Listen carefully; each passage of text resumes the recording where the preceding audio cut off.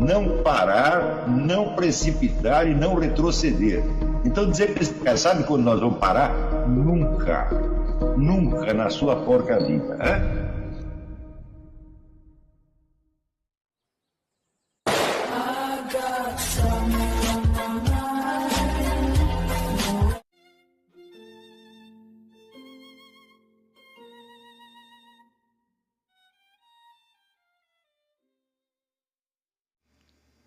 E aí pessoal, tranquilo? Então vem aqui antes do vídeo começar, pedir para vocês se inscreverem, quem não for inscrito, compartilhar, curtir, comentar. Quem puder seja membro do canal, que isso ajuda bastante. Tem também o link do Apoia-se. Quem puder ajudar nosso canal e apoiar financeiramente vai ser muito bem-vindo. Mas o mais importante é transmitir o conteúdo e os conhecimentos do professor Olavo de Carvalho para mais e mais brasileiros. Então compartilhe e ajude aí nossa causa. Muito obrigado a todos os membros, apoiadores do canal. Fico muito feliz. Tenho certeza que a gente está no caminho certo. Então fiquem com o vídeo e até mais. Valeu! Fernando de Moraes pergunta: o limite da imaginação, não da linguagem, conhecido como limite do possível? Não, de jeito nenhum. Quer dizer, o que nós chamamos de possível é o que no fundo nós chamamos de mundo real. É o contexto de realidade onde você está. Isto não tem limite e a sua imaginação não alcança um pedacinho disso. E é isso que é uma coisa fantástica, porque você vê, se Heráclito e Parmênides, por exemplo, descreveram, né, de uma maneira tão antagônica o mesmo mundo no qual os dois viviam, e note bem, o próprio Heráclito afirma o seguinte: os homens acordados estão todos no mesmo mundo. Quando eles dormem, vai cada um para o seu mundo. É claro que Heráclito e Parmênides estavam acordados, tá certo? E é claro que estavam no mesmo mundo. Porém, a sua elaboração racional é muito tosca em função da experiência real do mundo que eles têm. Então é por isso que as suas descrições saem antagônicas. Mas elas têm que ter um fundo comum, derivado do próprio mundo real onde eles estão. Porém, mas se a razão é limitada, é porque a imaginação é limitada.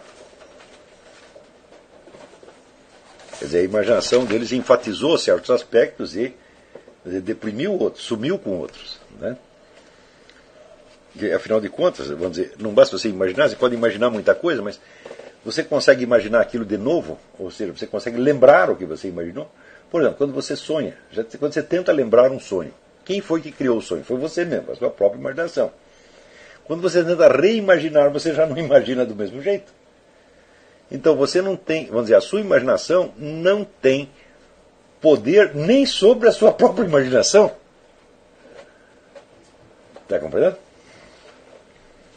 Então, por isso que assim, eu recomendo muito que você... No mundo moderno, a tendência é as pessoas darem muita atenção ao seu próprio pensamento, à sua própria imaginação, à sua própria memória, tá certo? E tentar dominar o conjunto daquilo. Tá certo? Mas isso aí é como você tentar pegar água com a mão, ou tentar pegar ar com a mão. Na maior parte dos casos, você tem que deixar que a realidade diga as coisas pela sua boca. Tá entendendo? Isso é o que está na Bíblia. Não se preocupe com o que tu vai dizer na frente do juízo. O Espírito Santo inspirará as palavras. Tá certo? Então,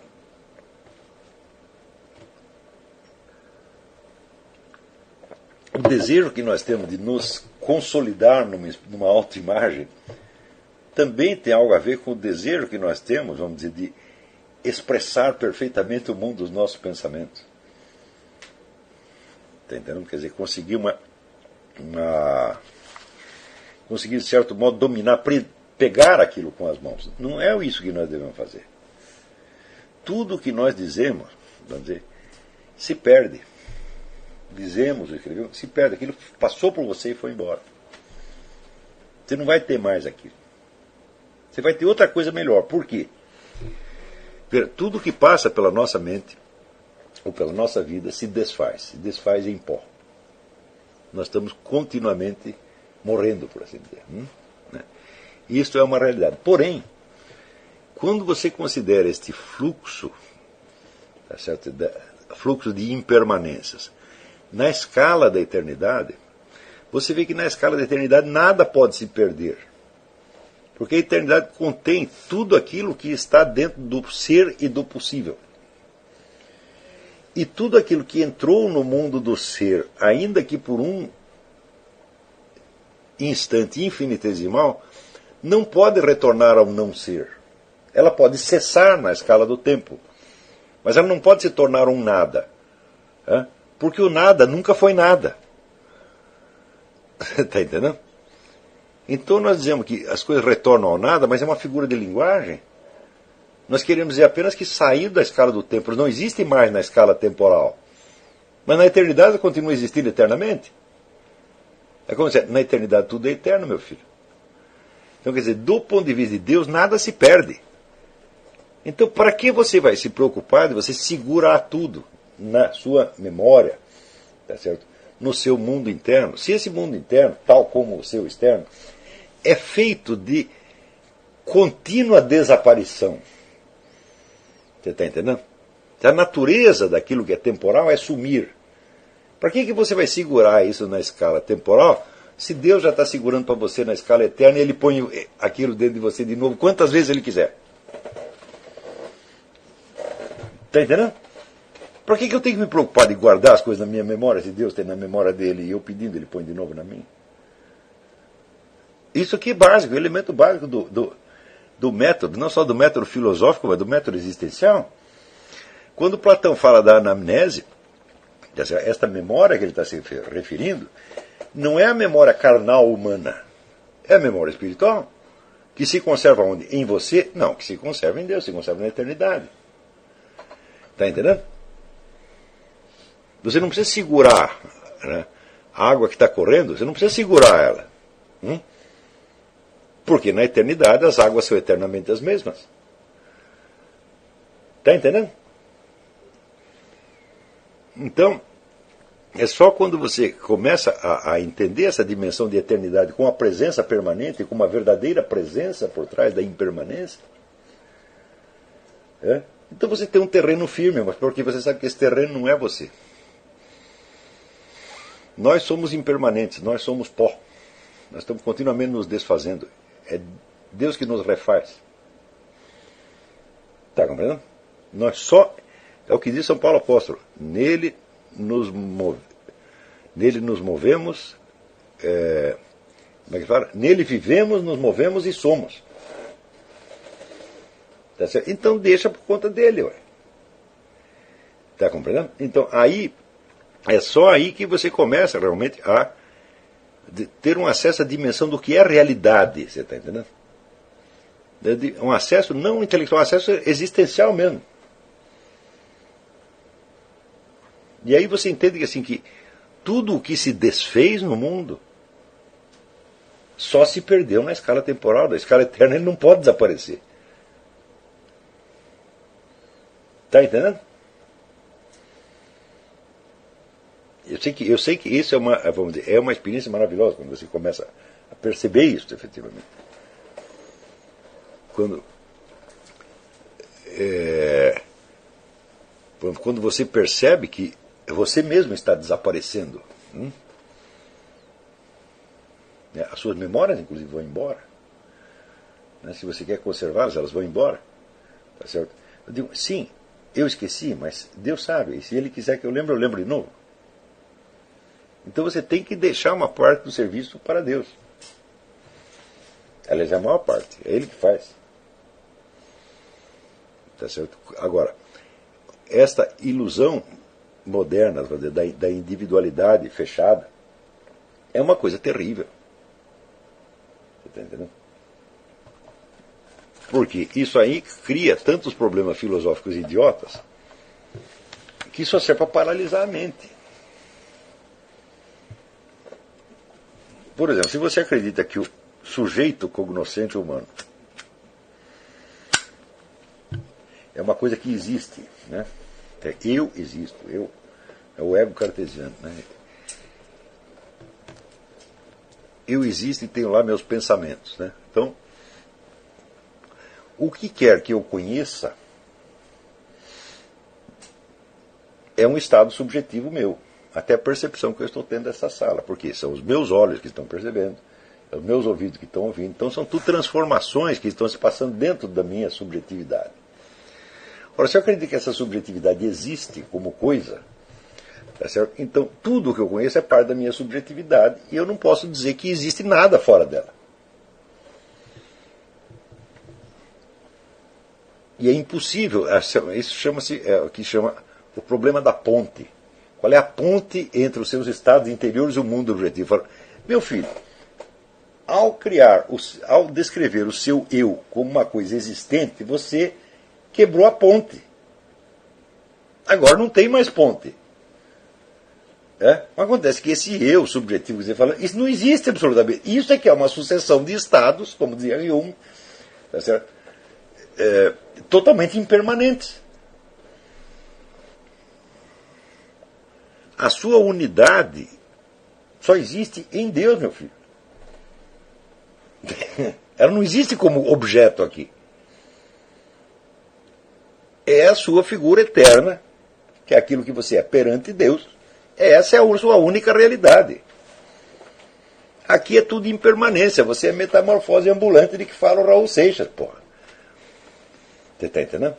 Agora, se você transforma essa metamorfose ambulante numa espécie de recipiente fechado no qual estão os seus pensamentos, as suas percepções, etc, etc. E daí você quer criar uma ponte entre isso e o mundo exterior, fala, agora não tem mais ponte.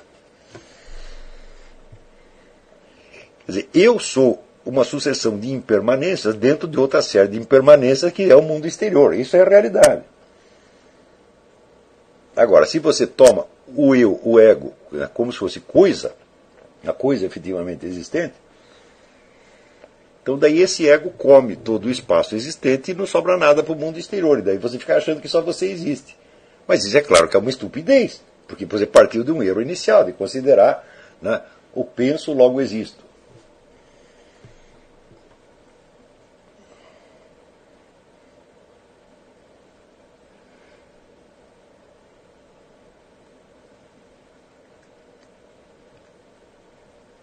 Penso, logo existo. Tá muito bem. Né? Você vê que essa frase leva um tempo para você dizer. Tá certo? Quer dizer, você supõe que aquele que pensa é o mesmo que existe, e o que existe é o mesmo que pensa. Só que aí existe um trajeto temporal entre uma coisa e outra.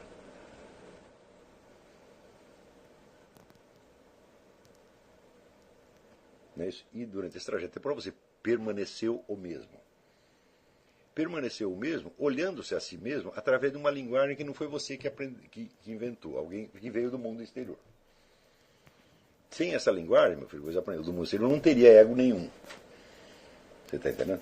Então, na hora que você está dizendo que você pensa, logo existe, você está afirmando que a sua existência depende do mundo exterior. Mas parece que você disse o contrário. Parece que você diz que você é o centro e que você é a única certeza. Está entendendo? Então você está confundindo. Você tem dois estados de fluxo, um fluxo interno e outro interno, que às vezes coincide, às vezes não coincide. E esta é a real experiência da vida. Entendeu? E nós só podemos falar em ser na escala eterna. Os seres aqui são todos precários, são todos impermanentes, são todos transitórios.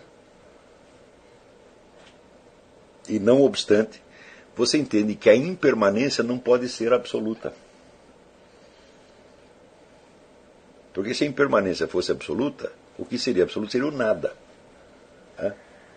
Mas o nada não pode ser absoluto, porque o nada não é nada. Então você tem o nada, você tem o ser e você tem este mundo intermediário onde nós vivemos.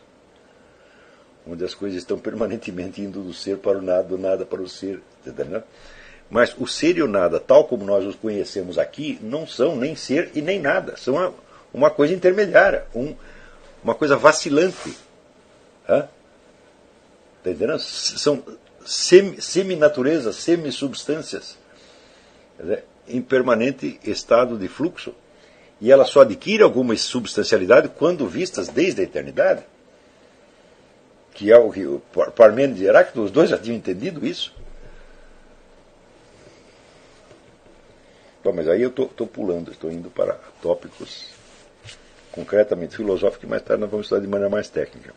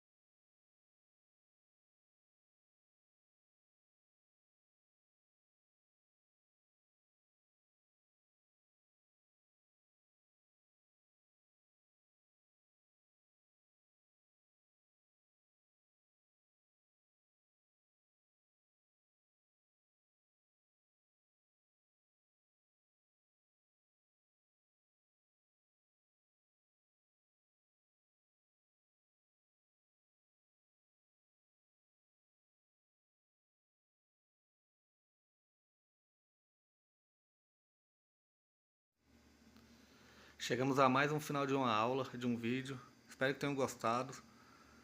Quem não se inscreveu ainda, se inscreva, compartilhe, comente. Ajude o nosso canal, apoie, seja membro. E ajude o nosso canal a chegar a cada dia a mais brasileiros que precisam muito do conhecimento do professor Olavo de Carvalho. Então é isso aí, fique com Deus, até o próximo. Valeu! Então é isso aí, pessoal. Que é o nosso canal. Que são alguns livros que eu já li.